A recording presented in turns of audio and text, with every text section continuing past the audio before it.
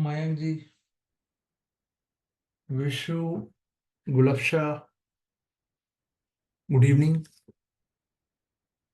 सो आज हम स्टार्ट कर रहे हैं। Today we are going to, अब एक नया मैगजीन है दिसंबर मंथ का।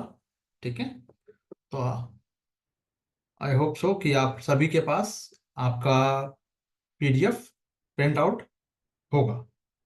कितने लोगों का है? Let me know.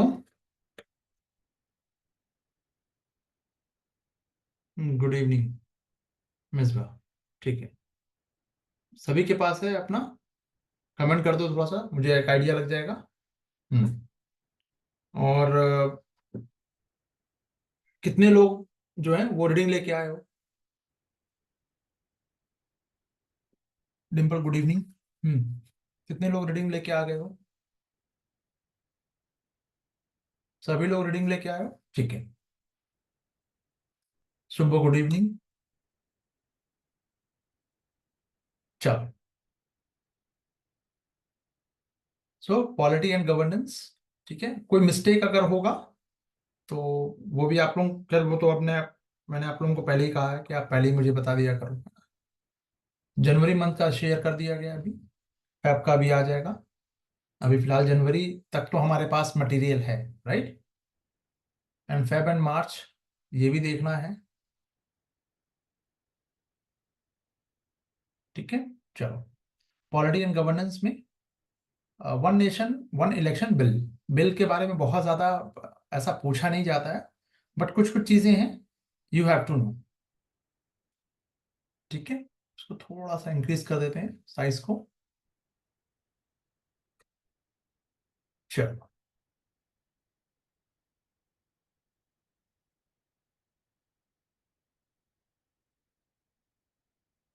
चलो। सो ये एक अमेंडमेंट बिल है, वन नेशन। वो ये न्यूज में क्यों था? क्योंकि इसमें अभी इंट्रोड्यूस किया गया है कॉन्स्टिट्यूशन में। 129th अमेंडमेंट बिल है, इट्स अ, ठीक है। इंट्रोड्यूस किया गया वन नेशन वन इलेक्शन, और इसको रिफर किया गया, इंट्रोड्यूस किया गया। और देखो, कोई भी जो बिल होता है बेसिकली, अगर कोई डिस्प्यूट है तो वो ज्वाइंट पार्लियामेंट्री जो कमेटी है उसको रिफर कर दिया जाता है, उसको भेज दिया जाता है। तो संयुक्त संसदीय समिति, इस पे चाहो तो आप डिटेल देख सकते हो। डिटेल का मतलब प्री के लिए इंपॉर्टेंट होगा। ठीक है, फिलहाल प्री के पर्सपेक्टिव से हम उसको देख रहे हैं। और इसमें बेसिकली इसमें क्या है कि जो लोकसभा एंड राज्य जो स्टेट असेंबली है ना, इन दोनों का जो चुनाव है, इलेक्शन जो है, वो एक साथ करवाना है। यानी मोदी जी का जो एक चुनाव जो अभी हुआ, मोदी जी मीन्स पीएम के लिए जो चुनाव हो रहा है, इलेक्शन, एंड योगी जी भी आ जाएंगे, तो दोनों में इलेक्शन एक साथ हो जाएगा। ऐसे बहुत सारे लोकसभा के इलेक्शन के साथ साथ स्टेट असेंबली के इलेक्शंस भी होते रहे हैं, बट ओवर इंटायर कंट्री में ये प्रैक्टिसेस नहीं होती है। तो अब मेन बात क्या है कि इससे थोड़ा टाइम बचेगा, ठीक है, पैसा बचेगा, बट कुछ इसके प्रोज एंड कॉन्स भी हैं, ऑब्वियस है कि है। ठीक है, चलो। तो सो बेसिकली इसमें क्या क्या चीजें में अमेंड करने की जरूरत पड़ेगी, यानी कि अगर इस बिल को अगर गवर्नमेंट लेके आती है, ये पास हो जाता है, ये एक्ट बन जा रहा है सपोज, तो क्या क्या चीजों में चेंजेस करने पड़ेंगे इंपॉर्टेंट, वो आपके प्री के लिए हो सकता है थोड़ा सा। ठीक है, आर्टिकल 83 है कि अगर ड्यूरेशन ऑफ लोकसभा, ठीक है, if the Lok Sabha dissolve earlier, यानी 5 साल से पहले ही लोकसभा डिसॉल्व हो गई, ठीक है, so the new Lok Sabha will serve only the remain terms. यानी मान लो कि 5 इयर्स का था, 5 इयर्स का नाम कि वो 3 साल ही चला, ठीक है, तो अभी नया जो होगा वो 2 साल के लिए ही होगा, ये ऐसा था। But the new Lok Sabha will serve only the remain terms, ठीक है, and the new house will not be जो continuation of the old one. तो पूरा नई जो लोकसभा जो है, पुराने सदन की निरंतरता उसमें नहीं थी, ठीक है। तो एक 83 को थोड़ा सा देख सकते हो, इसमें अमेंडमेंट करना होगा। एक 172 का जो है, आर्टिकल, ये थोड़ा सा ये स्टेट असेंबली को लेकर है बेसिकली, इसको देखना होगा आपको, मतलब गवर्नमेंट को। ठीक है, सिमिलर अमेंडमेंट रहेगा वही 83 वाला ही, ensuring the state assembly align with the Lok Sabha, Lok Sabha के साथ ही इसको एक साथ अलाइन करना होगा, संरेखित करें। ठीक है, एक आपको और आर्टिकल है, उसमें भी अमेंडमेंट करना होगा, वो है आपका 327। तो क्या हो गया, तीन आर्टिकल, 83, 172 एंड 327, काम खत्म, दैट्स इट। यानी इसमें क्या है कि power of the parliament over election, तो एड प्रोविजन किया गया for simultaneously election along with delimitation of constituencies. Delimitation का मतलब क्या हो गया परिसीमन, ये बता रखा है मैंने। जम्मू कश्मीर में अभी जो लेटेस्ट हुआ है वो जम्मू कश्मीर में किसी भी, देखो डिलिमिटेशन क्या है बेसिकली, एक लाइन में समझो, किसी भी एरिया का, ये हर 10 साल पे होता है बेसिकली, अभी फिलहाल डिलिमिटेशन नहीं होना है। ठीक है, 2026 तक एज इट इज रहना है। ठीक है, इंडिया में, क्योंकि किसी भी एरिया का अगर पॉपुलेशन ग्रोथ हो जा रहा है तो हर 10 लाख पे 10 लाख पर एक सीट डिक्लेयर किया गया है, बट ये अभी तक। तो ऐसे में क्या होगा कि जब नया टर्म्स में जब इलेक्शन होगा तो वहां पे ये आफ्टर डिलिमिटेशन सीट, जो नंबर ऑफ जो सीट्स है विल बी इंक्रीज। और जब इंक्रीज होगा तो क्या होगा, उसको बैठने बैठाने के लिए भी यार कहीं भी तो रखोगे ना, तो एक नया पार्लियामेंट बन गया, मोदी जी का हाउस काइंड ऑफ, है ना। चलो ठीक, क्लियर है। तो अब इसमें आ जाओ थोड़ा सा, देखो बहुत ज्यादा नहीं, बट इलेक्शन जो कमीशन है उसका रोल क्या होगा, ये कि काम की चीज है आपके लिए। बहुत इसमें डिटेल में मैं नहीं जाऊंगा क्योंकि प्री में ये यहाँ से बहुत लिमिटेड स्कोप है। ठीक है, इसके जो न्यूज एंड शॉर्ट जो है वो ज्यादा काम के होंगे एज पर ये। ठीक है, अच्छा, चलो तो फिर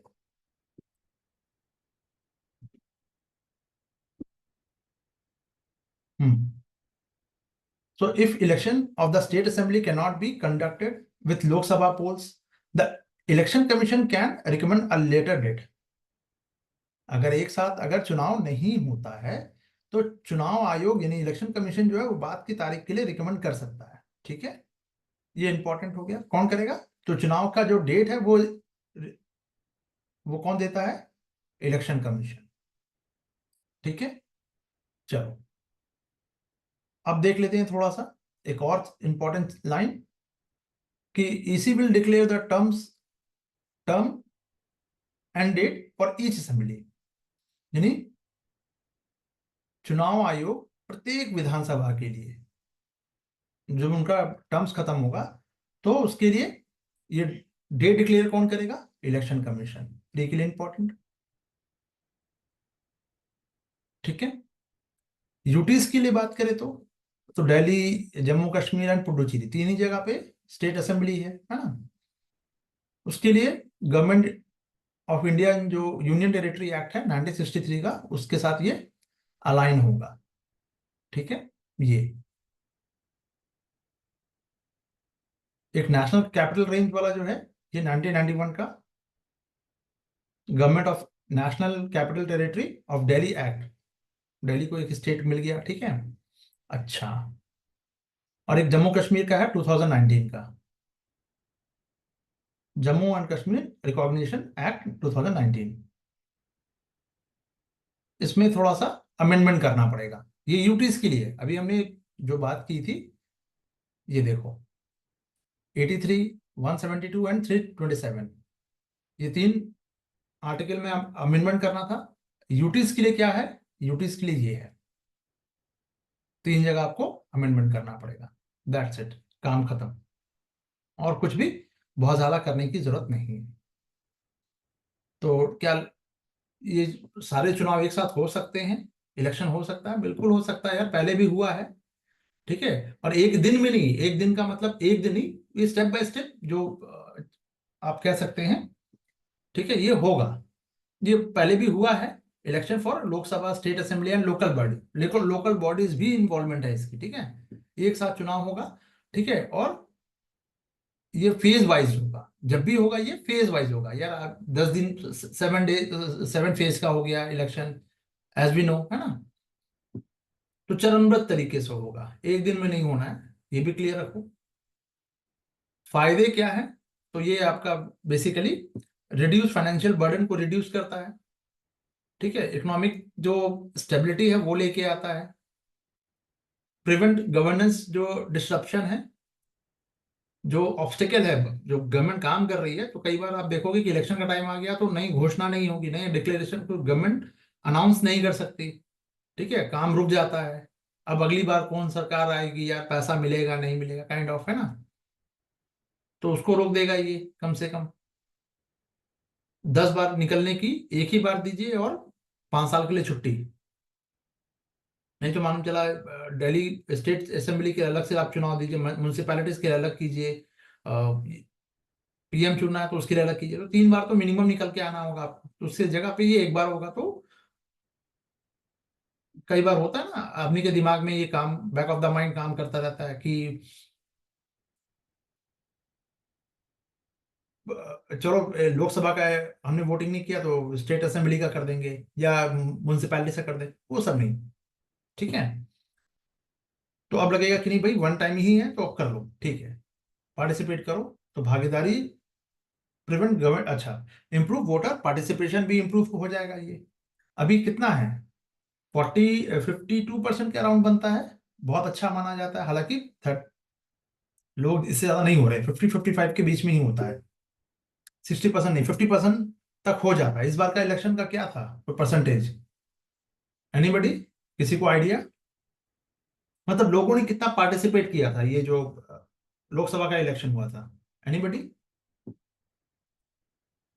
किसी को आइडिया? चलो, अब रिसोर्सेज का बेटर रिसोर्सेज यूटिलाइजेशन भी होगा, ऑब्वियस सी बात है, ठीक है। तो ये सब इसके प्रोज वाला है, ठीक है। कुछ इसके लिए रिकमेंडेशन भी किया गया है इंस्टीट्यूशन द्वारा, ठीक है। इलेक्शन कमीशन का रिपोर्ट है 1983 का, उन्होंने भी कहा, क्या रखा है कि भाई प्रथम जो वार्षिक रिपोर्ट थी, एनुअल रिपोर्ट था इनका, इसमें उन्होंने रिकमेंड किया था। लॉ कमीशन का हुआ जो 170th जो 99 में रिपोर्ट है, इसने भी रिकमेंड किया कि भाई एक साथ चुनाव आप करवा लो, कोई दिक्कत नहीं। आपका जो public grievances and law and justice का जो रिपोर्ट है, पार्लियामेंट्री पार्लियामेंट का जो स्टैंडिंग कमिटी ऑन पर्सनल जो है, इनकी जो रिपोर्ट है, ये भी कह रही है कि हाँ करवा लो, एक नहीं तो दो में करवा लो, कम से कम एटलीस्ट 2 फेजेस में तो करवा ही लो यार, ठीक है। नीति आयोग ने भी इसकी चर्चा की है कि 17 में कि हाँ भाई होना चाहिए, डिस्कस किया था इसने कि फेज वाइज तो synchronisation of tenure of Lok Sabha and state assembly, ये भी होना चाहिए, ठीक है। लॉ कमीशन का हो गया, एक रिपोर्ट ड्राफ्ट था बेसिकली, इसने भी कहा, मतलब लगभग सब लोग ने, सभी जो इंपॉर्टेंट इंस्टीट्यूशन है सबने कह रखा है कि इसको एज सुन एज पॉसिबल आप उसको कर दो, कोई प्रॉब्लम नहीं है। तो फिर प्रॉब्लम कहाँ आएगी? तो कॉन्स्टिट्यूशन चैलेंजेस आएगा, क्योंकि प्रेसिडेंस अगर कोई स्टेट में, अगर मान लो यूपी में लग गया, तो प्रॉब्लम यानी इशू, इशू कहाँ आने वाला है? अगर ऐसा हो जाता है तो कुछ इशू भी है इसमें कि कोई स्टेट का, अगर प्रेसिडेंट रूल लगा दिया, राष्ट्रपति शासन लगा दिया, तो leading to possible misuse of power होने का, दुरुपयोग की संभावना बनती है। लॉजिस्टिक का मुद्दा, यानी कि यार 96 करोड़ वोटर्स है,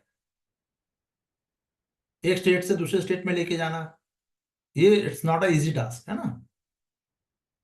चलो, एक फेडरलिज्म का जो कंसर्न है कि state has no power to reject amendment, एक ये भी दिक्कत हो सकती है। ये ऐसा होगा ही ऐसा नहीं है, इट कुड बी, हो सकता है, ठीक है।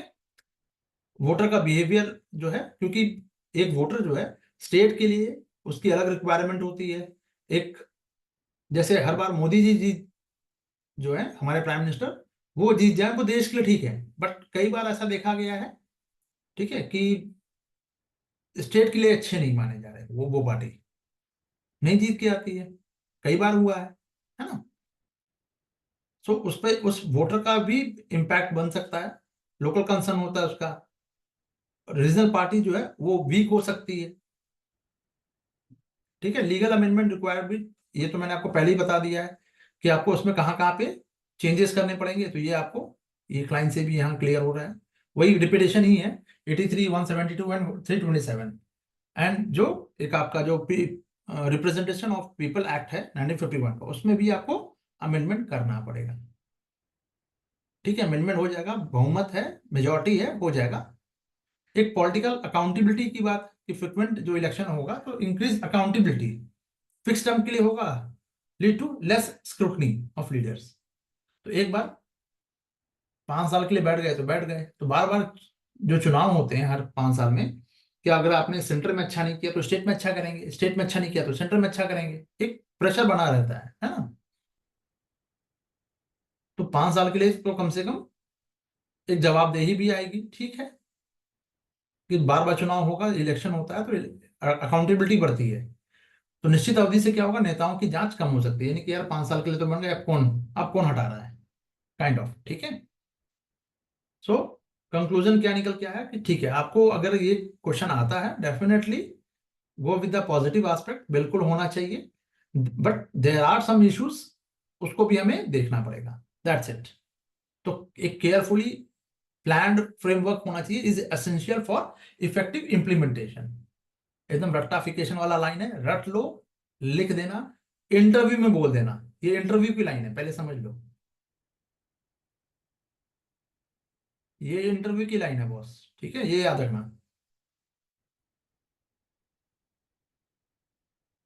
ठीक है,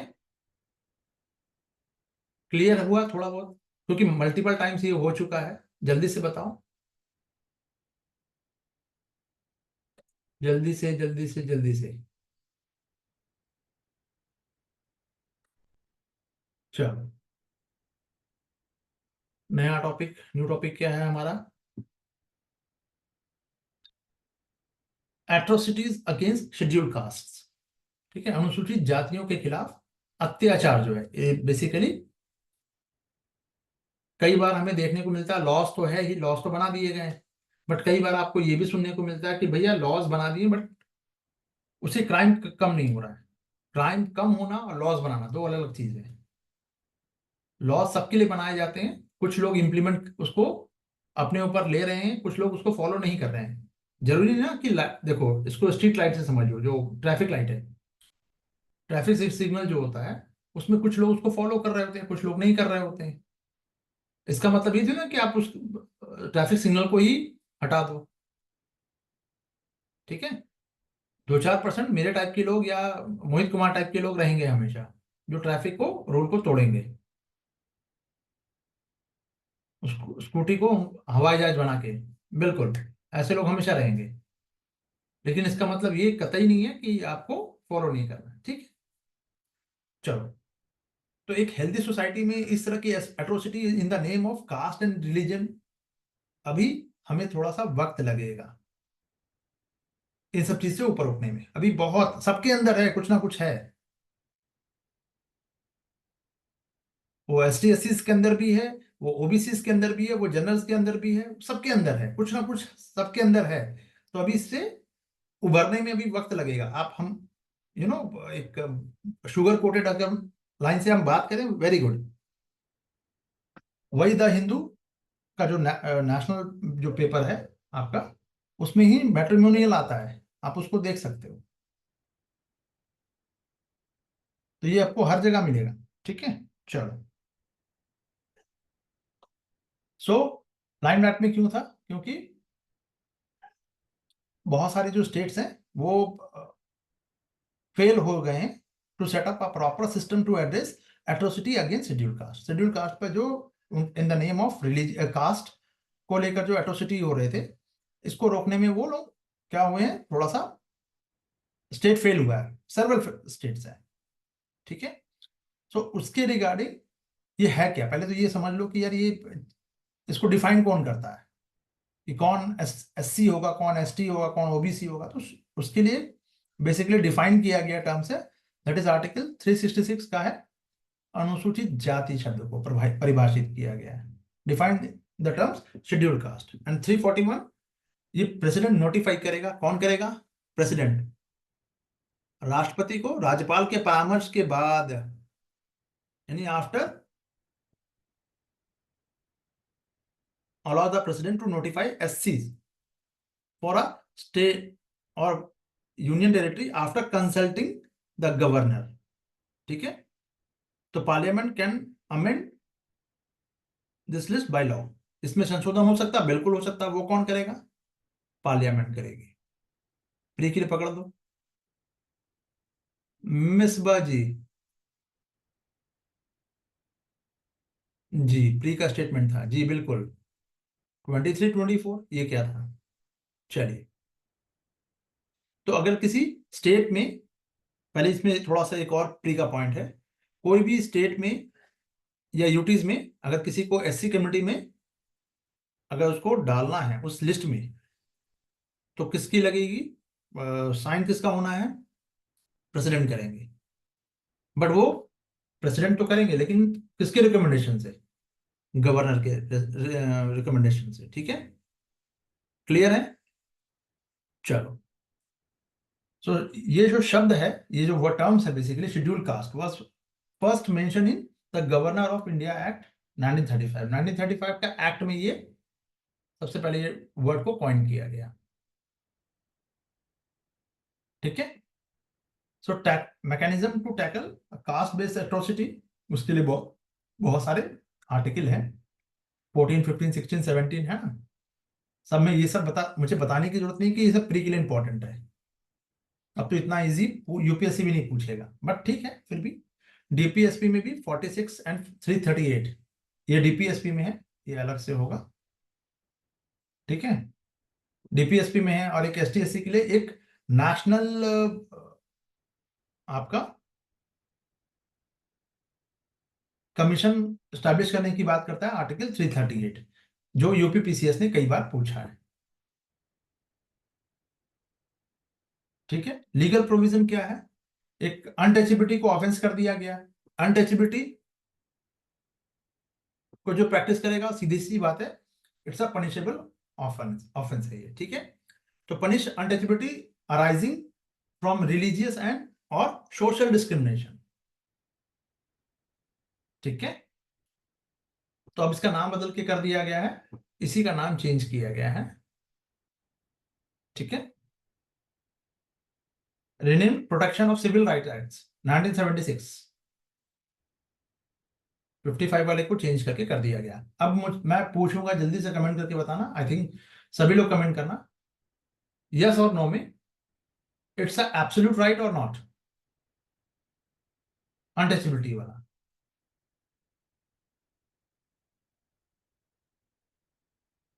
इतना टाइम लग गया यस लिखने में? अरे वाह। चलो, एब्सोल्यूट का मतलब क्या हो गया? नो इफ बट के साथ आएगा। प्रैक्टिस किया है, आपको जेल होगी। ठीक है, अगर मामला जुडिशरी के सामने लाया गया तो, ठीक है ना, ऐसा नहीं कि मन में सोचा और लोग जेल चले गए, ऐसा नहीं होगा। ठीक है, तो scheduled caste and scheduled tribes जो प्रिवेंशन ऑफ एट्रोसिटी एक्ट है, ये कब का है? बेसिकली इसको पूरा लाया ही गया 1989 में। और इस कम्युनिटी के खिलाफ कोई भी, अगर आप अगेंस्ट कोई भी क्रिमिनल एक्टिविटी करते हो, तो मामला कैपिटल पनिशमेंट तक जाएगा। वो कैसे? एमपीपीसीएस में इकलौता ये स्टेट है जिसने अपने सिलेबस में इसको 10 क्वेश्चंस जो है वो इससे आना ही है। उन्होंने मेंशन कर रखा है कि 10 क्वेश्चन हम इससे पूछेंगे। तो गलती से मैं वहां पे मेंस देने चला गया था, ठीक है ना, तो ये पूरा बुक ही पढ़ना था, 45-50 पेजेस का था, बट पढ़ना था ये पूरा। तो 1989 का है, ये डीएसपी लेवल पे इसकी सुनवाई होगी पहले, मतलब केस रजिस्टर करने के लिए। ठीक है, अलग से इसके लिए पूरा सेल बनाया गया है। ठीक है, और इसमें कैपिटल पनिशमेंट तक की का प्रोविजन है। क्यों है प्रोविजन? कि अगर अब मैंने किसी का घर जला दिया और उसमें जिसका घर जला है उसकी डेथ हो गई, तो इसके लिए कैपिटल पनिशमेंट ही है। आप कहोगे सर किसी को भी मारना कैपिटल पनिशमेंट होगा कि नहीं? नहीं, किसी को, मैं किसी का घर जलाता हूँ, उसमें किसी की डेथ होती है, तो हो सकता है मुझे लाइफ इम्प्रिजमेंट मिले, ये हो सकता है। लेकिन अगर मरने वाला ST SC कम्युनिटी से आता है और उस इन द नेम ऑफ, मैं उस कास्ट को लेकर अगर मैं ये कर रहा हूँ, जी जी जी, कैपिटल पनिशमेंट, मृत्यु दंड, उसमें उस व्यक्ति की, मरने वाला व्यक्ति अगर ST SC कम्युनिटी से है, तो मुझे भी कैपिटल पनिशमेंट ही मिलेगा। तो special law to deal with the crimes committed against ST SC communities, तो स्पेशल लॉ बना दिया गया। ठीक है, डेथ के केस में। ठीक है, सिर्फ ऐसे नहीं, जाति सूचक अगर कोई अब्यूज करता है किसी को, उसके लिए कैपिटल पनिशमेंट नहीं है, लेकिन ये नॉन कॉग्निजेबल है भाई, जमानत नहीं मिलेगी आपको, हाई कोर्ट जाना पड़ जाएगा, इतना तगड़ा तो है। ठीक है, so provide a special court to ensure speedy trial, तो स्पीडी ट्रायल का भी प्रावधान है त्वरित सुनवाई के लिए, बिल्कुल है। अच्छा, प्रोहिबिशन ऑफ, और क्या किया किया गवर्नमेंट ने किया है, prohibition of employment as manual scavengers and their rehabilitation act 2013 का, ये भी गवर्नमेंट लेके आई है। हाथ से मैला ढोना वगैरह जो है ना, इसको आप नहीं ले सकते काम। अब इसको थोड़ा सा और एक्सपैंड कर दिया गया डेफिनेशन को, of atrocity to include sexual offence against SC SC women, ST SC womens. ठीक है, क्लियर है। तो अगर ये देखो, प्रभावित व्यक्तियों के लिए पुनर्वास का लक्ष्य, उनको थोड़ा रिहैब करना है, बिल्कुल करेंगे। ठीक है, गवर्नमेंट करेगी, 2015 वाला है भी, सॉरी ये 13 वाला है। ठीक है, अच्छा, और क्या किया गया है, एक एक और एक्ट आया है, इसमें भी अमेंडमेंट किया गया 15 में। इसमें कहा गया कि भाई अगर आप सेक्सुअल ऑफेंस कर रहे हैं अगेंस्ट SC SC वुमेन, तो वो भी उसमें इस डेफिनेशन में इंक्लूड किया गया है। एक और चीज हुआ, ये कब आया, 2015 में, 15 वाला एक्ट में अमेंडमेंट करके लाया गया इसको। ठीक है, क्यों हो रहा है ये, एक मानसिकता है बेसिकली। ठीक है, जो कंप्लेंसी जो ऑफ स्टेट है, कहीं बहुत, कई बार हर जगह स्टेट तो हो नहीं सकता, पहली चीज ऐसे समझो, क्योंकि ये सिर्फ कानून व्यवस्था की, लॉ एंड ऑर्डर की समस्या नहीं है। मन में मैंने कहा ना कि वो कूड़ा करकट कहीं ना कहीं सबके अंदर बैठा हुआ है, एक डोमिनेंस वाली चीज कहीं ना कहीं सबके अंदर, मेरे अंदर भी है, आपके अंदर भी है, और हम सब इसको बहुत स्मार्टली मूव करते हैं। तो प्रॉब्लम यहां भी है। ठीक है, बेसिक जो रीजन क्या होता है, ये lack of relief and rehabilitation of atrocity victim वगैरह। ठीक है, पुअर इकोनॉमिक स्टेटस होता है, मैक्सिमम केस में आपको ये देखने को मिलेगा, बॉन्डेड लेबर और non payment of minimum wages, कई बार लोग नहीं देते हैं। ठीक है, जबरदस्ती काम करवा लेना। 34% जो है SC जो है वो BPL कैटेगरी के हैं। गरीबी में तो, BPL में तो और भी लोग हैं भाई, जनरल कास्ट के भी 9% तो हैं ही, लेकिन ज्यादातर कौन है, ST कम्युनिटी के, SC कम्युनिटी के। तो लॉ है, बिल्कुल है, बहुत तगड़ा लॉ है, बहुत स्ट्रांग है। ठीक है, बिल्कुल इसमें कोई दो राय नहीं है, लेकिन इसके बाद भी कंडीशन बहुत अच्छी नहीं कही जा सकती। तो इसके लिए कहीं ना कहीं हम और आप सभी लोग क्या है, इसके लिए अकाउंटेबल है, दोषी नहीं कहूंगा लेकिन अकाउंटेबल तो है। ठीक है, अब अवेयरनेस भी आ रहा है। ठीक है, तो इसके लिए सोशल प्रेजुडिस भी है। ठीक है, कुछ पॉलिटिकल अवेयरनेस भी आई है, लेकिन अब पॉलिटिकल अवेयरनेस आने से प्रॉब्लम ये आई है कि इस कम्युनिटी से जो भी नेता निकलता है, सबसे पहले अपना घर भरता है, चाहे वो इन the name of OBC, in the name of cast community, कुछ भी, मुस्लिम्स को भी इसमें इंक्लूड कर लो। तो जो भी जिनकी आवाज को, वॉइस को रेज करने के लिए वो आगे आएगा, सबसे पहले वो अपना घर भरेगा, फिर वो अपनी एक पूरी लेगेसी को तैयार करेगा, अपनी फैमिली। आप उठा के देख लो, सभी पार्टियां इसमें मोर और लेस इंक्लूड मिलेंगी आप। ठीक है, चलो, तो अब इसमें भी कहा गया कि भाई चलो थोड़ा सा कंपटीशन वगैरह बढ़ा दो, और कहा गया कि जो सोशल, जो पॉलिटिकल अवेयरनेस को बढ़ाया गया, 73 एंड 74 अमेंडमेंट लाया गया ना, जो एक, जिसमें कि लोकल आपका जो म्यूनसिपैलिटीज है, पंचायत जो है, उसमें भी अब तो कंपटीशन बढ़ गया है, तो अवेयरनेस आई है, ठीक है, अच्छी बात है। लेकिन जो सोशल प्रिजुडिस है वो खत्म होने का नाम ही नहीं ले रही है। आपको 13 राज्यों में देखने को मिलेगा so called upper class and lower class. ये भी एक समस्या है, बहुत बड़ी समस्या है। ठीक है। अब मुझे तो नहीं लगता कि मैं अपने जीवन में इसको देख पाऊंगा कि सब कुछ खत्म हो गया, और ये खत्म होगा भी नहीं। ये भी सुन लो, मैं नेगेटिव नहीं हूं, मैं नेगेटिव नहीं हूं, लेकिन आप ऐसे समझो कि जो इनइक्वालिटी है ना, इट्स अ, इसको इनइक्वालिटी ही कहेंगे, वी कैन से। बट ये इनइक्वालिटी का फॉर्म चेंज हो जाएगा। इनइक्वालिटी तब भी होगी, आज से 200 साल बाद, 500 साल बाद इनइक्वालिटी तो रहनी ही है। सभी लोग इक्वल नहीं हो सकते ना, इकोनॉमिक लेवल पे ना। कास्ट का तो कोई एग्जिस्ट ही नहीं कर रहा है, लेकिन इकोनॉमिक लेवल की बात हो रही है। तो 13 स्टेट में आपको देखने को मिलेगा 97%, जो 97.7% है ना, atrocity again ST SC। SC आप मान लो। कई बार तो आपको जो lack of enforcement of legal mechanism है, वो फेलियर, उसका फेलियर माना जाता है। Discrimination in education, Thorat committee ने कहा भी है, शिक्षा में भी भेदभाव हो रहा है। आप ये लाइन लिख सकते हो मेंस में। ठीक है। सबसे अधिक अगर हम बात करें, 498 डिस्ट्रिक्ट में 14 मोस्ट रिपोर्टेड जो केसेस थे स्टेट के, ओनली 194 हैड स्पेशल कोर्ट। चार 500 डिस्ट्रिक्ट में से 194 ही क्या है, स्पेशल कोर्ट है यहाँ पे। बाकी जगह तो है भी नहीं, तो सुनवाई कहाँ होगी बॉस। तो कानून बना देने से सॉल्यूशन नहीं होने वाला। सिर्फ कानून बना, मैं डेफिनेटली, मैं इस पक्ष में हूं कि भाई कानून तो होना ही चाहिए। अगर मुझे एक्शन लेना है तो कोई कानून तो होना चाहिए ना, कोई लॉ तो होना ही चाहिए। ठीक है।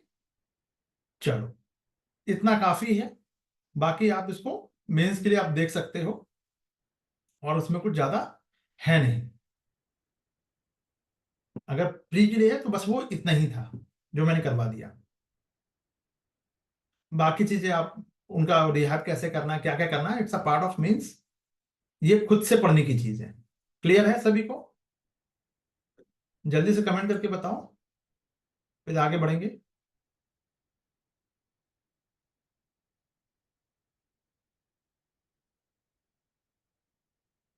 अच्छा, गुलाबशाल जी, जो आपने चेंजेस करने को कहा था वो चेंज हो गया है। देख लीजिए जरा सा एक बार।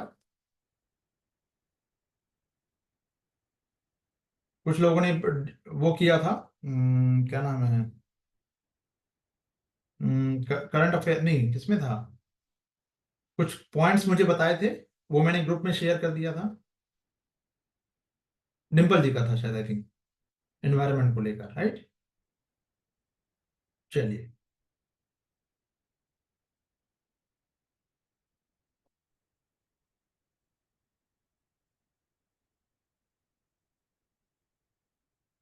चलो आगे देखते हैं। भारतीय वायुयान विधेयक, ठीक है, वायुयान विधेयक, नाम ही है वायुयान, ठीक है। विधेयक आया, अभी बिल आया है। बिल इंपॉर्टेंट नहीं होता, एज बी टोल्ड, मैंने आपको बता रखा है पहले भी, कई बार बताया, मल्टीपल टाइम्स बता रखा है कि कोई भी बिल से क्वेश्चन नहीं आता है। ठीक है। बट उसके पैरेलल अगर हमें कुछ मिल जाए, वैसा कुछ प्री को लेकर, इसके लिए बताया गया, क्योंकि मैक्सिमम चीजें उसके स्ट्रक्चर को लेकर होता है कि रेगुलेटरी बॉडी कैसी है, उस सबसे क्वेश्चन आ जाता है। ठीक है।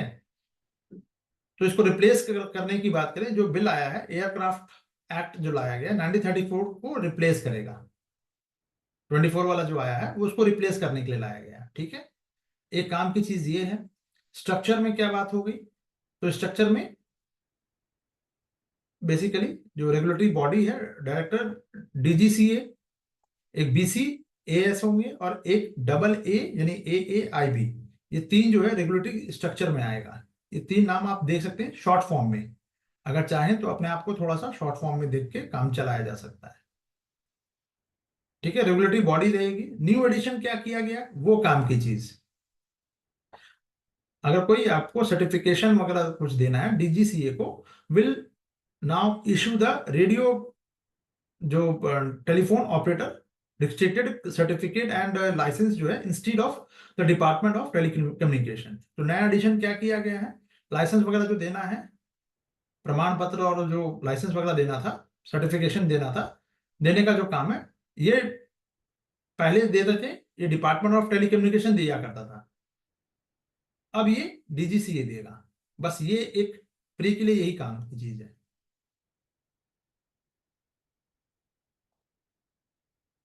ये बात समझ में आई? जो नया चेंजेस है बस वो ये आप देख सकते हो, बाकी आप हम एक दो पॉइंट और देख लेंगे भी। चलो, वायुयान संबंधी गतिविधियों का रेगुलेशन वगैरह कौन करेगा, ठीक है, वो ये सब चीजें हैं, कुछ वही सब रूल वगैरह बनेगा भी, ठीक है, बनने की बात होगी, तब देखा जाएगा।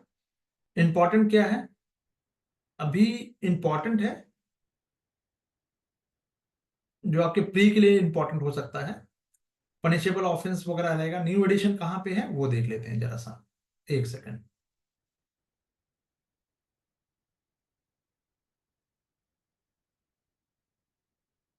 अब एयरक्राफ्ट डिजाइन को रेगुलेट करने की शक्ति प्रदान की गई है इसको। डिजाइन को अब कौन करेगा, रेगुलेट करेगा, ये बॉडी कर लेगी, नया प्रावधान है, एज इट इज रहेगा, ठीक है। नियम बनाने के लिए, to make, power to make rules, rules बनाने के लिए इसमें नयापन क्या है भाई, क्या मिलेगा आपको, न्यू एडिशन जो होगा, rule for issuing radio telephonic operator certificate and licence है अंडर इंटरनेशनल टेलीकम्युनिकेशन कन्वेंशन के तहत दिया जाएगा। यानी रेडियो टेलीफोन ऑपरेटर जो सर्टिफिकेट है या लाइसेंस जारी करने के लिए अब ये लोग बना सकेंगे अपने लिए रूल, एक नया इंटरनेशनल जो टेलीकम्युनिकेशन कन्वेंशन जो है उसके तहत। ये काम की चीज है प्री के लिए, बहुत इंपॉर्टेंट नहीं है फिर भी कर लो यार, ठीक है। तो डीजीसीए का मोटे तौर पे अगर बात करें तो उनका हाइट बढ़ गया, ठीक है, कद बढ़ गया है, ठीक है। ऑब्वियस है कि पनिशेबल के लिए भी पेनल्टीज वगैरह लगाने के लिए कौन कौन हैंडल करेगा, educating officer will handle penalties, ठीक है। जो डिप्यूटी सेक्रेटरी रैंक का होगा या उससे ऊपर का होगा वो लोग पेनल्टी लगा सकते हैं। तो नया जो प्रोविजन है, न्यू प्रोविजन क्या है इसमें, the central government can set either civil और criminal penalties for rule violation, दोनों के लिए लगा, अब ये लग जाएगा,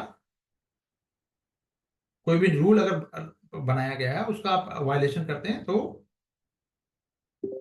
चाहे वो सिविल और क्रिमिनल दोनों के लिए आपको पेनल्टी लगाने का भी इनको राइट दिया गया है, ठीक है। चलो, इसके लिए एक एग्जीक्यूटिव ऑफिसर भी होगा, ठीक है, डिप्यूटी सेक्रेटरी का होगा या उससे ऊपर का लेवल का होगा, ठीक है। फर्स्ट अपील भी हो सकती है, सेकंड अपील भी हो सकती है, दो अपील हो सकती है, ठीक है। चलो, तो कुल मिला के काम की चीज क्या है, डीजीसीए हायर अथॉरिटी हो गई। अगर कभी कमाई वाली पोस्टिंग आपकी किस्मत अच्छी होगी तो आप एविएशन में चले जाओगे, सीनियर मोस्ट जो आईएएस ऑफिसर होते हैं, आईपीएस भी चले जाते हैं, ऐसा नहीं है। वन ऑफ द आईपीएस को मैं भी जानता हूँ, था मतलब वो अब तो नहीं रहे, दिल्ली में थे, ठीक है, आईपीएस कैटेगरी थे, बट उस आईपीएस को भी मिल जाता है, ठीक है। ब्यूरो कौन कौन से हैं, बस ऑर्गेनाइजेशन ये नाम याद रखो बस, और कुछ करने की जरूरत नहीं है, कुछ भी नहीं। इनका काम क्या एक एक लाइन में दे दिया गया, बस आपको यही करना था जो प्री के लिए इंपॉर्टेंट है। जैसे कि डीजीसीए क्या करेगा भाई, रेगुलेटरी बॉडी है dealing with the safety issue, safety issue के लिए डीजीसीए संभालेगा। बीसीएएस क्या करेगा, ये स्टैंडर्ड को सेट करेगा, मेजर करेगा for security of civil flights, domestic और इंटरनेशनल दोनों के लिए, सिक्योरिटी बेसिकली के पर्पज के लिए, ठीक है, bureau of civil aviation security. तीसरा जो डबल ए आई है ये क्या करेगा, focus on integrated development expansion और मॉडर्नाइजेशन के लिए।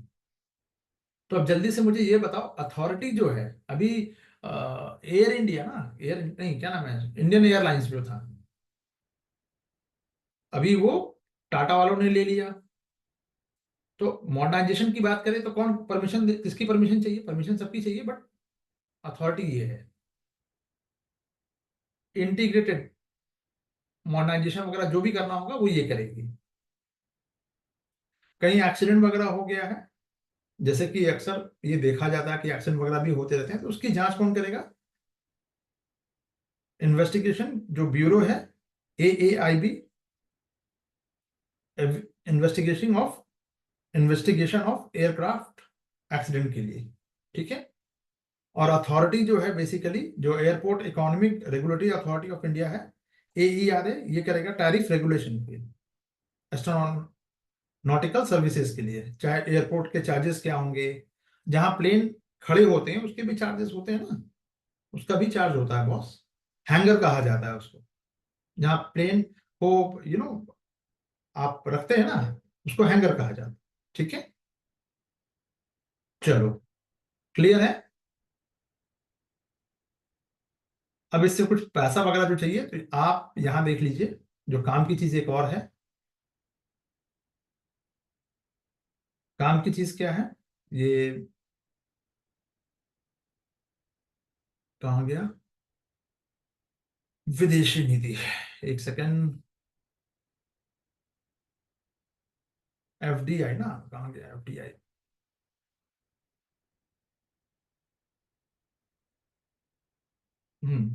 घरेलू, एक तो डोमेस्टिक हो गया, एयरलाइंस है, उसमें आप 100% FDI है, संभव है। 49% तक ऑटोमेटिक, और 49% गवर्नमेंट से आपको मंजूरी लेनी पड़ेगी। NRI के लिए जो इन्वेस्टर हैं उनके लिए 100% ऑटोमेटिक रूट से दिया गया है, ये प्री के लिए बहुत इंपॉर्टेंट है,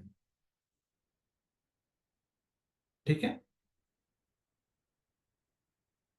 अच्छा, और क्या बचा? रेगुलेटिंग जो उसका एयरक्राफ्ट रेगुलेशन है, इसको तो रिप्लेस किया जा रहा है, ठीक है, चलो अभी तक तो फिलहाल यही चल रहा है, ठीक है। अच्छा, गवर्नमेंट ने कुछ इसके लिए इनिशिएटिव लिया है एविएशन के लिए, रेगुलेटरी बॉडी के लिए, मिनिस्ट्री ऑफ जो सिविल एविएशन होता है, ये इसके लिए अकाउंटेबल है, ठीक है। ये ध्यान रखना, ग्रीनफील्ड के लिए 100% की अनुमति है, ठीक है। अच्छा, अब एक दो विजन, दो एक नेशनल सिविल एविएशन पॉलिसी 16 में लाया गया है, ठीक है, और एक 2040 का विजन स्टार्ट किया गया। तो 2000 विजन टू 2040 अगर कर दिया, is related to polio drop, poverty eradication, ठीक है, सबको घर देना है, और एविएशन। क्लियर? कैसे क्वेश्चन फ्रेम हो सकता है, मे बी क्लियर है सभी को? चलो, गवर्नमेंट की कुछ इनिशिएटिव्स भी हैं पॉलिसी को ले, इसको लेकर, ठीक है, स्कीम है, ये उड़ान स्कीम है आपका, ठीक है। अच्छा, और क्या है? मेंटेनेंस, रिपेयर एंड ओवरहॉल जो है, इसके लिए इंसेंटिव वगैरह देना है, ठीक है। इन बजट में भी अलोकेट किया गया। प्राइवेटाइजेशन की बात हुई है कि 25 ईयर्स जो एयरपोर्ट्स है to be privatised via PPP, important, pre के लिए तीनों पॉइंट क्लियर है। अच्छा,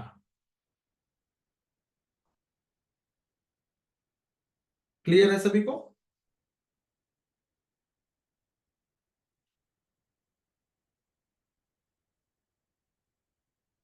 ठीक है। एक इंटरनेशनल जो दिल्ली डिक्लेरेशन है 2024 का, वो किसको लेकर है? कार्बन न्यूट्रलिटी को लेकर भी है। ये मैंने आज की मॉर्निंग की क्लास में भी बताया था कि बायोफ्यूल में हम, यानी जो प्लेन उड़ने वाला जो उसके लिए जो फ्यूल आ रहा है उसमें हम बायोडीजल मिला रहे हैं, ठीक है।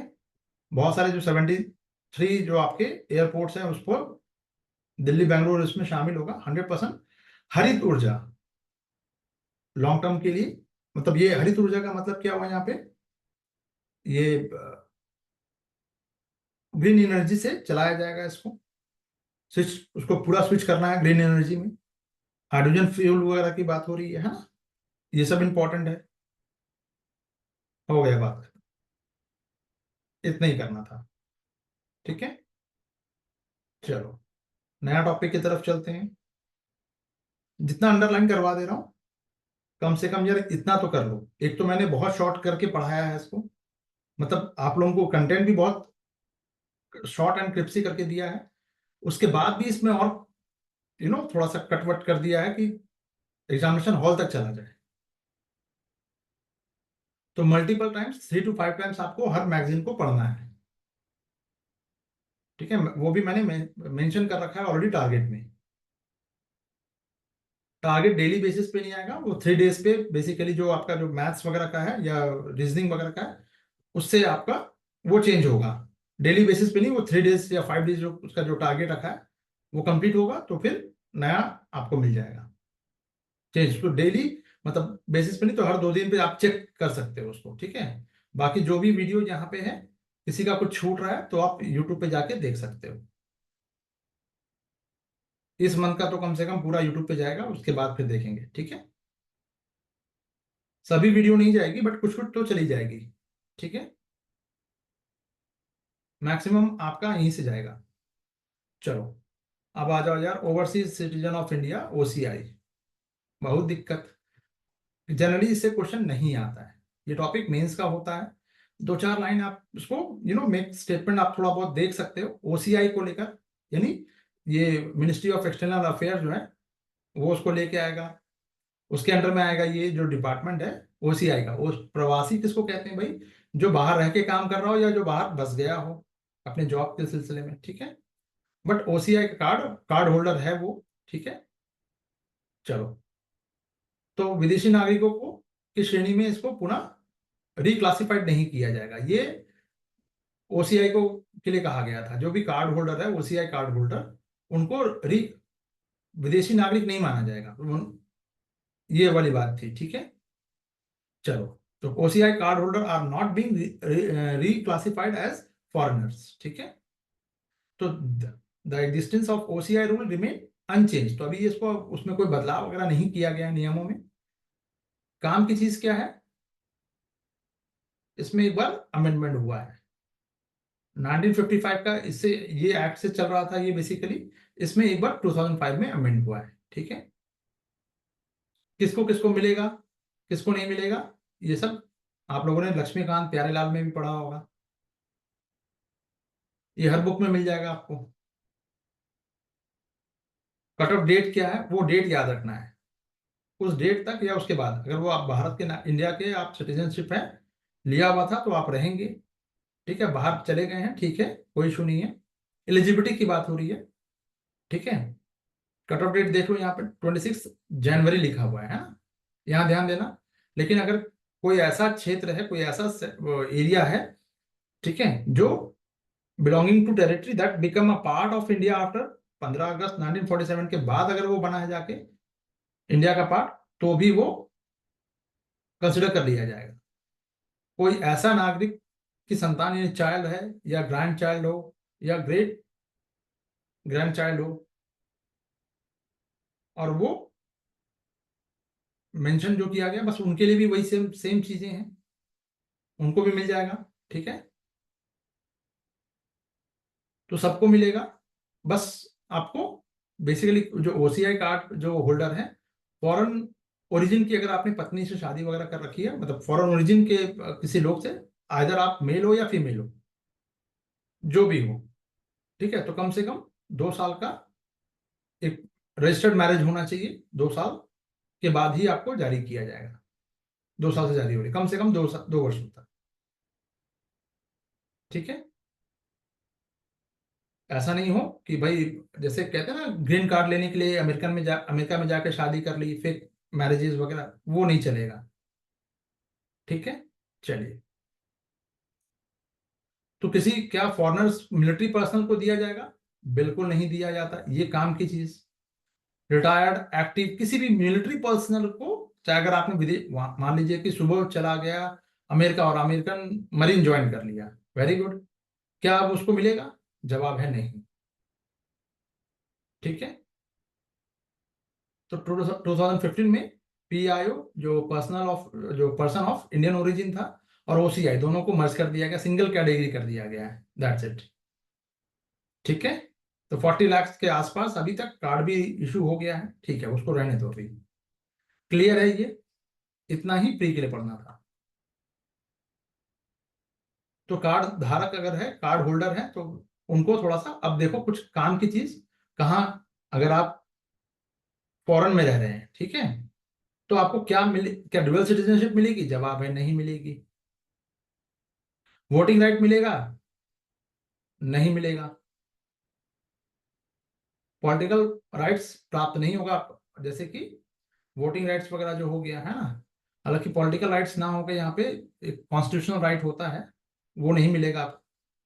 ठीक है। क्या आप राष्ट्रपति प्रेसिडेंट बन सकते हैं? नहीं। क्या वाइस प्रेसिडेंट बन सकते हैं? जवाब है नहीं। कोई जज, सुप्रीम कोर्ट के जज बन सकते हैं? नहीं। ठीक है। हाई कोर्ट के जज बन सकते हैं? नहीं। ठीक है। एमएलए एमपी विधायक, एमएलए या एमपी बन सकते हैं? जवाब है नहीं। तो क्या नहीं है वो भी कर लो।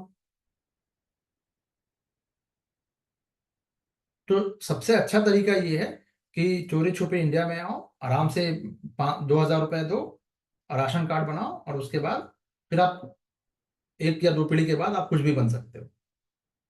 ये सिस्टम ज्यादा अच्छा है। इसी सिस्टम को रोकने के लिए सीएनआरसी लाया गया है। Clear cut? बात समझ में आई? चलो, चलिए अब आ जाते हैं, थोड़ा सा और इसमें देख लेते हैं जो प्री के लिए और क्या क्या इंपॉर्टेंट है। हम्म। बेनिफिट तो होगा ही भाई, ठीक है।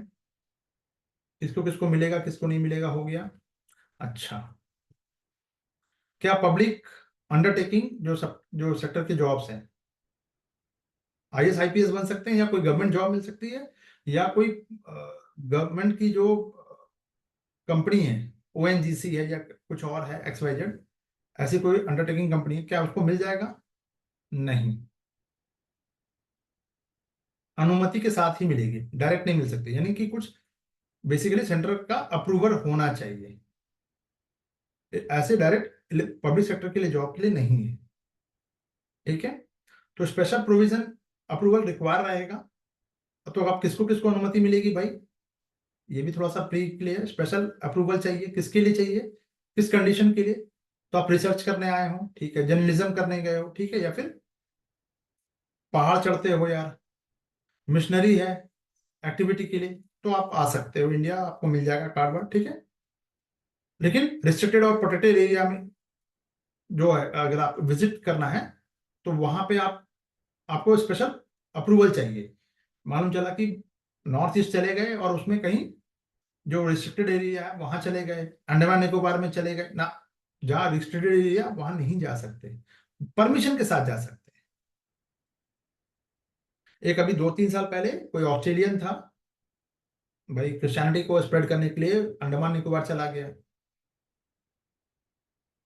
वंदे मातरम हो गया, है ना? कुछ समझ में आया था? सुना होगा आप लोगों ने। जी। चलिए, तो ये प्री के लिए पॉइंट इंपॉर्टेंट है। ठीक है। चलिए, आ जाओ, हम बात कर लेते हैं अब थोड़ा सा। प्रेशर तो फील नहीं कर रहे हो आप लोग अभी?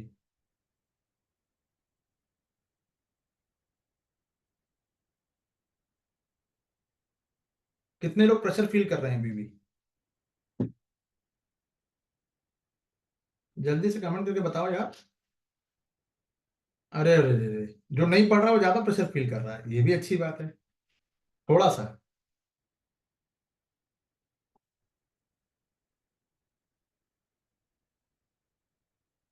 बाकी लोग कमेंट नहीं कर रहे हैं, इसका मतलब प्रेशर फील ही नहीं कर रहे हैं।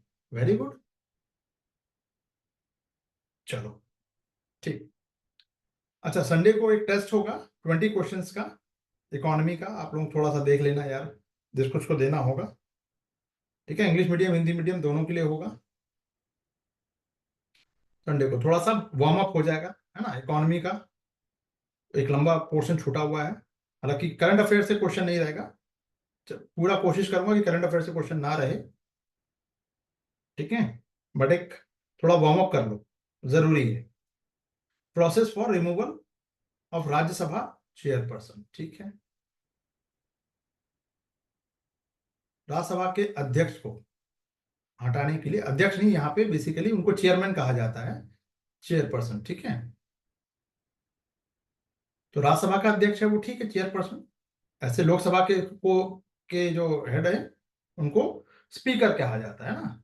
चलो ठीक है, तो उनको रिमूवल के लिए, प्योर फ्री के लिए इंपॉर्टेंट, न्यूज में आया था, ठीक है। तो राज्यसभा का थोड़ा सा हम देख लेते हैं एस्पेक्ट्स एंड डिटेल में, कि who is the chairperson of Rajya Sabha, कौन बन सकता है। तो वाइस प्रेसिडेंट होगा वो, ठीक है। और राज्यसभा का ये एक्स ऑफिशियो चेयरपर्सन होगा, ठीक है। आर्टिकल आप छोड़ सकते हो, आर्टिकल करने की कोई जरूरत नहीं है, कौन हो सकता है मतलब, ठीक है। तो जो राज्यसभा का अध्यक्ष होगा वो ऑटोमेटिक वाइस प्रेसिडेंट होगा। क्लियर। चलो, उसको रिमूवल के लिए कुछ प्रोसीड्योर क्या होगा भाई। तो the vice president can be remove from office as per the articles, ठीक है। एक आर्टिकल दे दिया गया, आर्टिकल को छोड़ दो अभी। क्या क्वेश्चन है कि क्या इसको हटाया जा सकता है? बिल्कुल हटाया जा सकता है बॉस। पर ऐसा करने के लिए आपको 14 डेज पहले आपको क्या करना होगा, बिफोर 14 डेज पहले आपको एक नोटिस देना होगा कि आपको हटाने के लिए हम हटाने जा रहे हैं। नोटिस जरूरी है, पहली नोटिस, ठीक है। यहाँ तो घर, वो कहते हैं ना कि साधारण सा घर तोड़ना है उसकी भी नोटिस चाहिए होती है ना। वोटिंग की का प्रोसेस क्या होगा बेसिकली इसका, एक रेजोल्यूशन को पास करना होगा, बिना उसके पास हुए आप उसको नहीं हटा सकते। राज्यसभा में सभी, ध्यान देना यहाँ पे, सभी, majority of all then members present and voting, यानी इफेक्टिव मेजर्स। मिसबा जी, ठीक है, क्लियर है, मतलब ठीक है ये लाइन, ठीक है। क्या कहेंगे इसको, प्री के लिए बहुत इंपॉर्टेंट। लोकसभा की बात करें तो लोकसभा के लिए सिंपल मेजोरिटी चाहिए, यानी उपस्थित और मतदान करने वालों का 50% से अधिक, यानी 51% से काम चल जाएगा, जहां पे इफेक्टिव मेजोरिटी है। दोनों में अंतर है मिसबा जी, सिंपल मेजोरिटी ठीक है ये वर्ड। चलो, अब आते हैं इसको हटाने का बेस क्या होगा, ग्राउंड फॉर रिमूवल। तो unlike the president removal process जो होगा, the constitution does not specify any particular ground for removal of vice president. उनको हटाने के लिए कुछ ऐसा, कुछ कोई नियम वगैरह कुछ नहीं है। यहाँ पे थोड़ा सा प्रेसिडेंट क्यों कर लिख दिया भाई, यहाँ पे थोड़ा सा मिस्टेक है, उपराष्ट्रपति होना चाहिए ना यहाँ पे, ये मिस्टेक हो गया यहाँ पे। इंग्लिश में थोड़ा सा वाइस प्रेसिडेंट, वाइस, अच्छा यहाँ लिखा हुआ है राष्ट्रपति को हटाने की प्रक्रिया के विपरीत, नहीं ये ठीक है, sorry my mistake, no no it's fine, हाँ। उपराष्ट्रपति, वाइस प्रेसिडेंट को हटाने के लिए कोई विशेष आधार नहीं है, बट राष्ट्रपति के लिए है, प्रेसिडेंट के लिए, बट वाइस प्रेसिडेंट के लिए नहीं है। ये भी एक फ्री का पॉइंट आप नोट कर लो। बस वैसे आप लोगों ने सारा पढ़ रखा होगा, बस ये थोड़ा सा ब्रशअप हो रहा है। लाइमलाइट में आ गया, न्यूज़पेपर में आ गया था, इसलिए इंपॉर्टेंट हो गया, ठीक है। चलो, SC guidelines on mercy petition, दया याचिका की बात हो रही है यार। कई बार आपने सुना होगा दया याचिका ना, डिले टैक्टिस इसको कहा जाता है, ठीक है। जी जी जी मिसबा जी, चलिए चलिए। सो केस रिफर किया गया बेसिकली, एक दिशा निर्देश, ये गाइडलाइंस एससी ने जारी की है। ये बहुत जो डिले टैक्टिस था कि वो एक व्यक्ति को कैपिटल पनिशमेंट मिल गया है, उसके बाद भी उसको 10 साल तक वो एग्जीक्यूट नहीं किया जा रहा है, तो ये डिले टैक्टिस था। इसको इसको लेकर एक गाइडलाइंस सुप्रीम कोर्ट ने दिया कि यार ये होना क्या चाहिए, ठीक है। तो state of Maharashtra versus Pradeep Yashwant करके था, कोकडे, ये मामला था, ठीक है, मामला कोई भी हो। हाँ, मेंस में अगर आपको लिखना होगा तो आप लिख सकते हो ये, लेकिन प्री में ये नहीं पूछेगा। पर्पस क्या है, ये जो मर्सी पिटिशन का पर्पस क्या होता है, कि जो कैपिटल पनिशमेंट दे दिया उसको थोड़ा सा एक तरह से द स्ट्रीमलाइन करना, the two streamline the mercy petition process and execution of death penalty, ठीक है, प्रिवेंटिंग डिलेज, जो डिले हो रहा है ना उसको रोकना, विलंब को रोकना है, और दोषियों को कानूनी अधिकारों की सुरक्षा सुनिश्चित कराना। And ensuring convicted legal rights. आपने अपने कितने सारे जो लीगल राइट्स सबके हैं, तो अब जल्दी से बताओ, लीगल राइट्स वाला हुआ तो कसाब को फांसी मिली तो कौन सा ये जस्टिस था? फांसी तो दी गई उसको, कैपिटल पनिशमेंट दिया गया, लेकिन उसको भी सुनवाई का अधिकार था, है ना? उसका भी केस चला ना बॉस। तो इसको क्या कहते हैं? Natural justice. क्लियर है? यानी बिना सामने वाले, भले ही सारा चीज हो, सारा जो मामला है वो मेरे अगेंस्ट हो, बट फिर भी मुझे सुनवाई का अधिकार होगा, मैं अपना पक्ष रखूंगा। ठीक है, चलो। तो डेडिकेटेड जो इसके लिए एक सेल बनाया गया, ठीक है, कि भाई टाइम लाइन टाइम बॉन्ड में होना चाहिए, कि उसमें उसको आपको देखना है। स्पेशलाइज्ड सेल बनाया गया कि handle mercy petition within the fix time frame, अनंत काल के लिए नहीं पड़ा होना चाहिए, है ना? ये डिले टैक्टिस था जो वकील सब थमा देते हैं, है ना? चलो, चलो। तो जो बेसिकली जो जुडिशियल ऑफिसर है, इनका एक अटैचमेंट, ये क्या होगा? नियुक्ति किया गया है इसमें, जो लॉ एंड जुडिशरी डिपार्टमेंट का होगा, से एक न्यायिक अधिकारी इस प्रकोष्ठ में नियुक्त किया जाना चाहिए, इस डिपार्टमेंट से। किस डिपार्टमेंट से? इस डिपार्टमेंट से एक न्यायिक अधिकारी, एक लॉ ऑफिसर होना चाहिए, पहली चीज। किस मामले के लिए? जुडिशियल जो रिव्यू ये कर रहे हैं आप, मर्सी पिटिशन को देख रहे हैं जो, उसके लिए एक व्यक्ति को अपॉइंट कर दिया गया, ठीक है। इंफॉर्मेशन शेयरिंग, ऑब्वियसली जेल प्रशासन को दया याचिकाओं को समर्पित उस प्रकोष्ठ को कि भैया किसको मिला है नहीं मिला है, जेल अधिकारी को पता होगा, ठीक है। तो जुडिशियल ऑफ, अच्छा, तो ये जो प्रिजनर जो अथॉरिटीज है must send mercy petition to the dedicated cell and gather details from police and investigative agencies के लिए। तो जेल प्रशासन को भेजना होगा कि भैया सबसे पहले उस डिपार्टमेंट को भेजो, डेडिकेटेड सेल जो बनाया गया उसको भेजो, जो भी जांच वांच जो भी करना है सारा इंफॉर्मेशन गैदर करके आप क्या करोगे, उसको शेयर करोगे, ठीक है। क्योंकि उन्हीं को पता है एक्चुअल में, जेल प्रशासन जो जेल एडमिनिस्ट्रेशन, उन्हीं को पता है कि किसको फांसी मिली है किसको नहीं मिली है, ठीक है। एग्जीक्यूट तो उन्हीं को करना है, ठीक है। इसके लिए जो कोऑर्डिनेशन विद अथॉरिटीज, ठीक है। तो गवर्नर और जो प्रेसिडेंट की जो सेक्रेटेरिएट्स है, फॉर फर्दर एक्शन के लिए इसको ये फॉरवर्ड करना, तो उसके लिए बेसिकली दोनों को कार्रवाई के लिए भेजा जाएगा। तो कोऑर्डिनेशन होना चाहिए। डिले, मालूम चला कि एक फाइल अटक गई गवर्नर के इस पे डिले हो गई, या फिर प्रेसिडेंट ऑफिस में जाके अटक गई, वो नहीं होना चाहिए। वहां सेक्रेटेरिएट में अटक गई, वो नहीं होना चाहिए। कोऑर्डिनेशन दोनों का बराबर होना चाहिए, ठीक है। इलेक्ट्रॉनिक कम्युनिकेशन बिल्कुल होना चाहिए, ईमेल वगैरह सब होना चाहिए, और पूरा विद सिक्रेसी होना चाहिए। ये नहीं कि आज की ताजा खबर, वैसा वो कुछ नहीं होना चाहिए, ठीक है। So guideline of the state government क्या होगा? स्टेट गवर्नमेंट के लिए क्या ये है, इस जो एग्जीक्यूटिव जो ऑर्डर जो जारी किया गया, रिलीज किया गया, उसके 3 महीने के भीतर आपको, ध्यान से सुनो, 3 मंथ्स है ना, state must issue executive order how to process mercy petition and report compliance with 3 months. 3 महीने के अंदर ये हो जाना चाहिए। जो मर्सी पिटिशन है, उस अगर प्रोसेस को उसको स्टार्ट करना है तो विद इन 3 मंथ्स होना चाहिए। तो आप डिले नहीं कर सकते, चलो ठीक है। एग्जीक्यूशन जो वारंट, यानी अब फांसी पे लटका ही देना है, तो कितने को फांसी दिया गया, लटका दिया गया, ठीक है, उसका एक रिकॉर्ड होना चाहिए, ठीक है। एक पब्लिक प्रोसिक जो प्रोसिक्यूटर्स है या जांच एजेंसी जो है, उनको भी दे दिया जाना चाहिए कि हाँ भैया हमने दे दिया, रिकॉर्ड वगैरह होना चाहिए, ठीक है।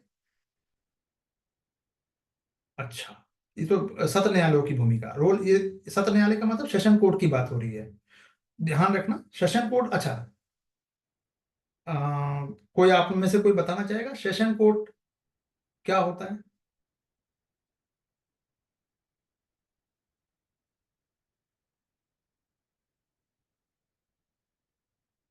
एनीबडी?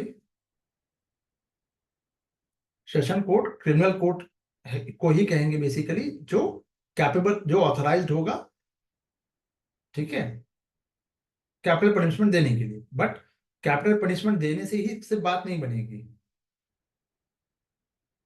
नहीं नहीं, सिविल पे नहीं। और सुनो सुनो सुन लो, जो सेशन कोर्ट होता है, क्रिमिनल कोर्ट, दोनों मामले वहां जाएंगे, वेरी गुड, दोनों ही चीज जाएंगी। But capital punishment session court देने के बाद उसको हाई कोर्ट से आपको क्या करवाना पड़ेगा, रेक्टिफाई करवाना पड़ेगा।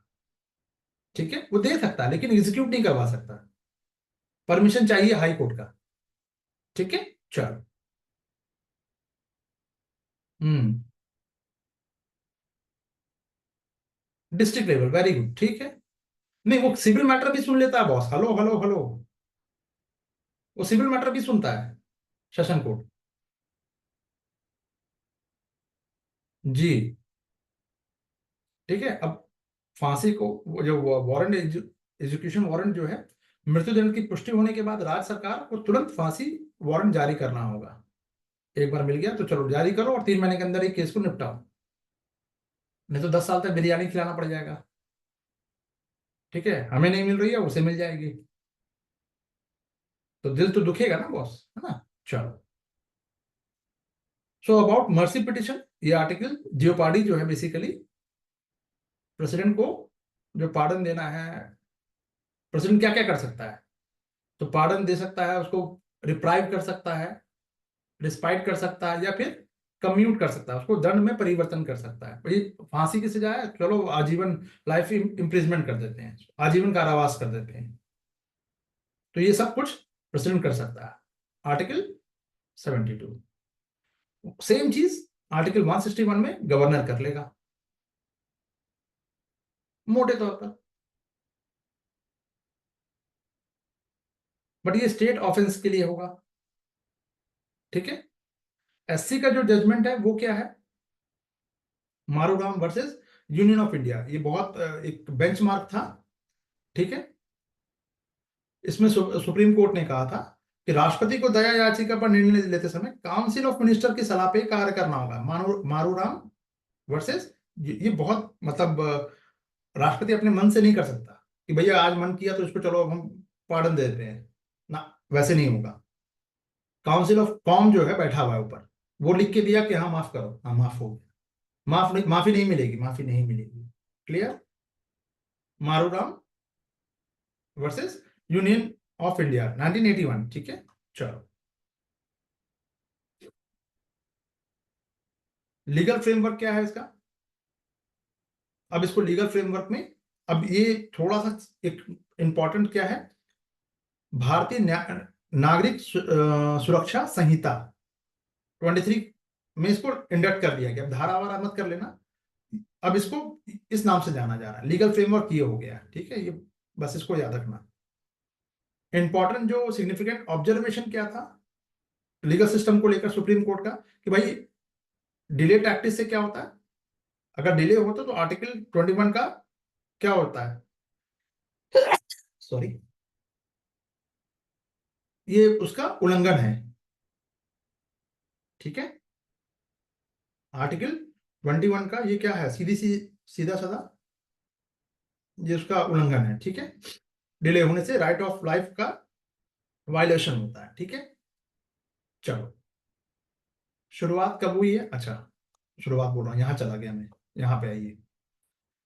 राइट टू चैलेंज डिले की बात अगर हम करें, ठीक है, तो convicts can challenge delay under article 32, बिल्कुल आप कर सकते हैं इसको आर्टिकल 32 में। और ये सुप्रीम कोर्ट में 32 के आर्टिकल से होगा, और हाई कोर्ट में आपका 226। इसके डिले को वो चैलेंज कर सकता है कि भैया मेरे मामले में देरी हो रही है। ठीक है, केस स्पेसिफाइड डिटर्मिनेशन की बात करें तो कोई भी अनुचित या अत्यधिक विलंब की कोई निश्चित परिभाषा नहीं दी गई, जल्दी से जल्दी कहा गया है बट उसमें डिफाइन नहीं किया गया है। तो प्रत्येक मामलों के आधार इसमें, इसे प्रत्येक मामलों के आधार पर तय किया जाना चाहिए, यानी कि वेरी करेगा ये बेसिकली। अनड्यू और इनऑर्डिनेट डिले जो है cannot be fixed, case to case vary करेगा। ठीक है, तो कोई भी मामले में आप मतलब दो हर चीज को आप ऐसे समझो, आप अनुचित यहां कहा गया है, कोई या अत्यधिक विलंब नहीं होना चाहिए। तो ये कितना विलंब यानी कितना डिले, 3 महीना, 6 महीना, साल, 5 साल, 10 साल, जैसे ठीक ये इसी तरह का ये ग्रे एरिया है। जैसे कि भाई राष्ट्रपति को बहुत सारे मामलों में क्या है, पॉकेट वीटो, वो डेड नहीं है, वो अभी पड़ा हुआ है उनकी जेब में। बात समझ रहे हो? तो ये थोड़ा सा ग्रे एरिया हो जाता है, तो कोई डेफिनेशन नहीं है, ये केस स्पेसिफिक डिटर्मिनेशन होगा, मामले विशेष पर निर्णय लेना होगा, तो ये वेरी करेगा केस टू केस। ठीक है, चलो अब ई कोड की बात कर लेते हैं यार, लास्ट एक आज का लास्ट टॉपिक ले लेते हैं, बहुत ज्यादा क्योंकि काम बहुत ज्यादा हो रहा है, तो बैठे बैठे हालत खराब हो जाती है। ठीक है, आप लोगों का टेस्ट भी बनाना होता है, बहुत सारी चीजें हैं। और अच्छा, और मेरा कोई कमिटमेंट है तो मुझे याद दिला देना कि मैंने कुछ कहा हो कि आप लोगों को कुछ और भी मिलना है, तो वो भी मुझे लेट मी नो। अगर मैंने कुछ कहा होगा तो एक बार रिमाइंडर दे देना मुझे, यही अभी दे दो, कोई दिक्कत नहीं है। ठीक है, ई कोर्ट मिशन, जो मिशन मोड प्रोजेक्ट है, फेज 3 स्टार्ट हो गया है। ई कोड का मिशन, इसका फेज 3 स्टार्ट हुआ है। ई कोड्स क्या है भाई, तो ऑनलाइन बैठ के सुन लेंगे। अप्रूव कर दिया है यूनियन कैबिनेट जो है, उसने मंजूर दे दी है। ठीक है, code of mission mode, E code, sorry, E code mission mode project, इसका थर्ड फेज स्टार्ट हो गया है। अब ये है क्या, तो इजी टू जस्टिस, सबको जस्टिस मिल जाए, इसका ऑब्जेक्टिव यही है। यह अश्योर करना है न्यायालयों को डिजिटल, ऑनलाइन और पेपरलेस बनाना है। ठीक है, टाइम कम लगेगा।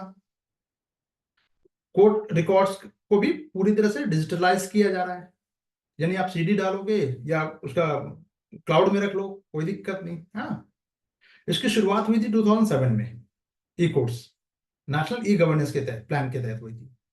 ठीक है, फेज 1 11 से 15, 11 to 15 and 15 to 23, second phase हो गया, थर्ड फेज चल रहा है, ये 27 तक चलेगा, प्री के लिए इंपॉर्टेंट रहेगा।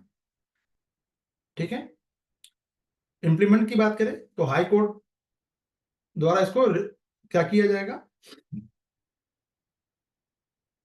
ये किया जा रहा है इंप्लीमेंट के लिए, इंप्लीमेंटेड बाय हाई कोर्ट। ठीक है, और फंड वगैरह जो है ये कौन रिलीज करेगा, हाई कोर्ट ही करेगा भाई। इसका एक डिपार्टमेंट है, department of justice, ministry of law के अंडर में है। ठीक है, उस जो भी जो फंड है वो रिलीज होगा फिर इसका। ठीक है,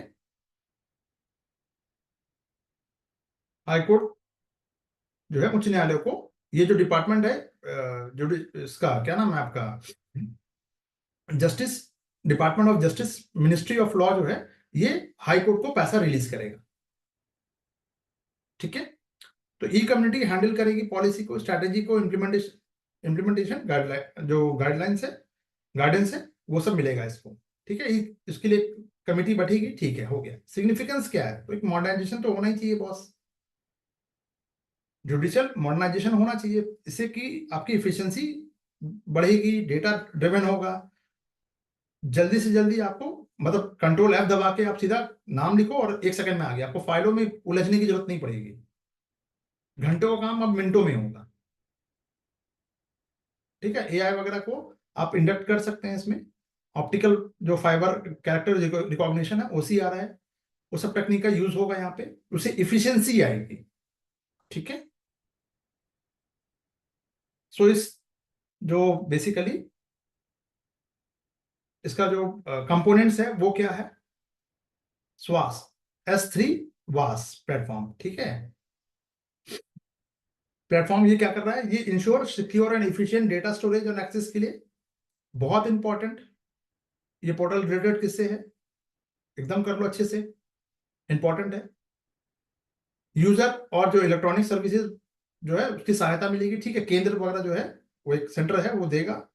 क्लास सिस्टम ये क्या है, ये लाइव ऑडियो विजुअल, ये आप लोगों ने देखा होगा, हाई कोर्ट वगैरह यूट्यूब पे अभी आता रहता है, पटना हाई कोर्ट, MP का हाई कोर्ट जो है, इंदौर वगैरह का, आपको देखने को मिलता है ना, मजेदार चीजें भी देखने को मिल जाती है कभी कभी, है ना। वो क्लास सिस्टम है ये, कोई भी बैठ के देख सकता है कि क्या सुन मामले में कैसे मेरे वकील ने ठीक से मेरा पक्ष रखा है कि नहीं, मेरे उसको ठीक है।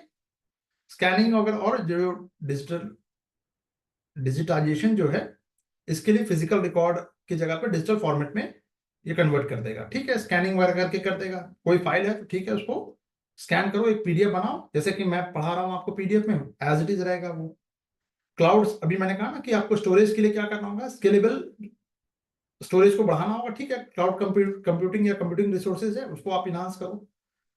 आपका जो ऐसे समझो आप क्लाउड कंप्यूट इसको, स्टोरेज को, जैसे कि आपकी फोन की मेमोरी है 256 है, 1 TB है, वट एवर XYZ, या गूगल का जो ईमेल है तो उसमें 5 GB 10 GB आपको फ्री मिलता है, तो और एक्स्ट्रा के लिए आपको परचेस करना होता है, तो यहाँ परचेस करना होगा, सीधी सी बात है। तो वो ज्यादा एक्सेस करना उसको और ज्यादा आसान होगा, है ना। चलो, वर्चुअल फॉर्म में हो जाएगा तो दूर बैठे जो टाइम कंज्यूमिंग होता था अब वो नहीं होगा, रिमोट एरिया में भी ये प्रोसीडिंग करने में सक्षम है। ये इसका बेनिफिट था वर्चुअल कोड का, enables remote code proceeding through digital platform. Clear? जल्दी से बताओ।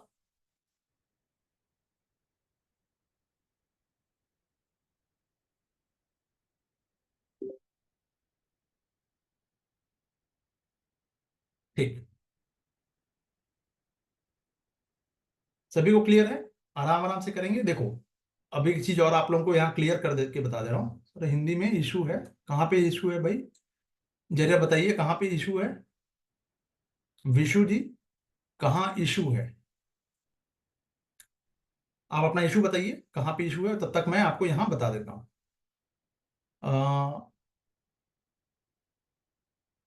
10 मई तक मैं टारगेट लेके चल रहा हूँ कि मार्च का खत्म हो जाना चाहिए, कंप्लीट। डबल पेज की प्रिंटिंग हो गई है। डबल पेज कहाँ पे बॉस? डबल पेज यहाँ क्यों नहीं दिख रहा है मुझे फिर? अभी तक तो डबल पेज नहीं आया कहीं। कहीं हुई है तो बताइएगा।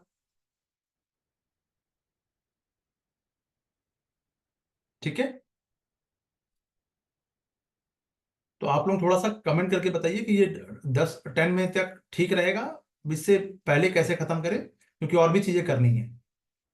10 मई तक ठीक है?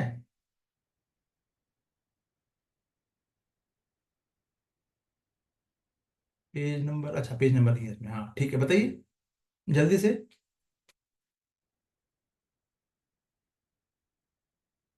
कोई बात नहीं विशु जी, आप मुझे पर्सनली भेज दीजिएगा, हाँ।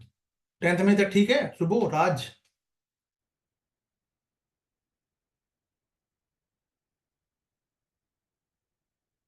आप लोगों की बच्चों वाली जो हरकत है ना वो अभी भी खत्म नहीं हो रही है। Very good, good for you. 10 मई तक ठीक है या फिर कुछ और है?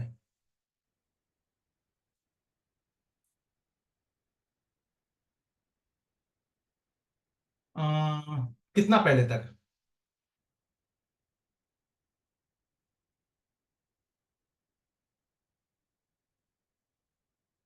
आपके पास फिर भी 15 डेज रहेगा, 31 अप्रैल तक। हम्म, देखिए मार्च तक का पढ़ना है तो अप्रैल तक कैसे होगा जरा बताइए आप। हालांकि कोशिश करूंगा कि ये 10 तक हो जाए, मैंने आपको एक डेडलाइन दी है, उसके पहले ही खत्म करूंगा।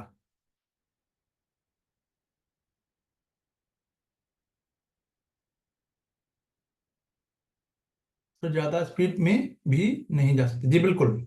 ज्यादा स्पीड में जाएंगे बॉस तो फिर ऊपर से निकल ना जाए। हालांकि मैं जितना कोशिश कर रहा हूँ कि वो आप लोगों की बेनिफिशियल के लिए, क्योंकि प्री सामने है तो मैं इसको फोकस में रख रहा हूँ, ठीक है। बट कंटेंट तो उतना ही कंज्यूम कीजिएगा ना जितना आपका स्टोरेज कैपेसिटी होगी। 4 GB रैम में आप 20 GB रैम की उम्मीद कर रहे हैं तो पॉसिबल नहीं है ना। चलिए मैं कल थोड़ा सा इसको स्पीड अप करने की कोशिश करूंगा, देखता हूँ कि कल थोड़ा दूसरे तरीके से काम करते हैं, देखते हैं कितना पसंद आएगा आपको। फिर ये मत कंप्लेन कीजिएगा सर स्पीड बहुत ज्यादा हो गया। कराने को कराया जा सकता है, 10 दिन में ही हो जाएगा, लेकिन फिर वही यूट्यूब चैनल टाइप हो जाएगा, वो उसका बेनिफिट मिलेगा नहीं आपको। क्या हो गया भाई? क्या प्लीज? बताओ बताओ। अच्छा, ठीक है। ठीक है, कोई कोई इशू नहीं है। बाकी लोग थोड़ा सा कमेंट करके बता दो यार, बाकी लोग इतना यू नो वॉइसलेस कैसे हो गए। Hindi medium, Hindi medium comment करने में बहुत मतलब अनईजी फील करता है, देखा मैंने। मुझे गलत साबित करो, गुलफशा जी, मयंक जी। चलो ठीक है, नहीं करना तो ठीक है, it's okay. Okay guys, bye for now.